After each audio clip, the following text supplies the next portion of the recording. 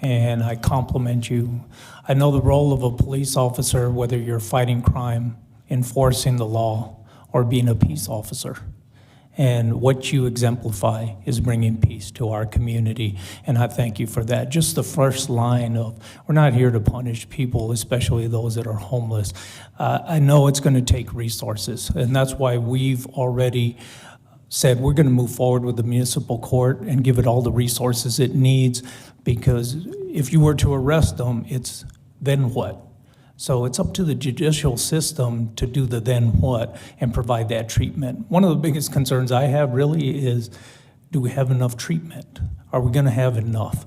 And I know the courts say they're working with them and there's enough, but we've got to continue, because that's going to be the next layer of the then what. So we're addressing them. I think this is great. We got to take steps. We have to, peel the layers back, and we're doing it with ordinances. We're doing it with the municipal court resources. We'll do it with the resources for the police department and its staff, equipment, technology, innovation. So we'll continue, because we're going to need the resources.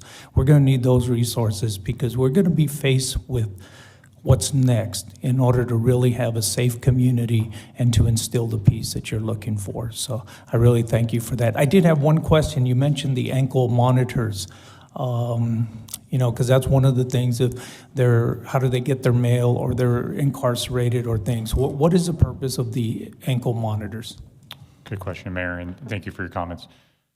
Right now, the municipal court has no pretrial services, which means if someone's out on conditions of release, there's nothing to actually help them abide by those conditions of release. The way the judge knows that they violated them is because they got arrested on something else and they're back before the judge. So this gives us an option, especially for, like the gentleman I showed you at the beginning, or the many like him, those top 10% of offenders, whatever you want to call them, who continuously reoffend. Now we have an option for the compliance personnel to help keep them accountable. They can also be used to help geofence areas. So let's say a person repeatedly goes to a business and victimizes people. They're grabbing young girls, they're punching people, whatever it is, all that happens. Now you can set a perimeter around it, and while they're on conditions of release, if they go in that perimeter, it notifies the compliance officer and they can address it. So it gives us a few tools that we do not have now, and I think it's a good step. Again, it's very selective on who actually would be under GPS monitoring, but it's a tool we don't have right now. Okay, thank you, Chief.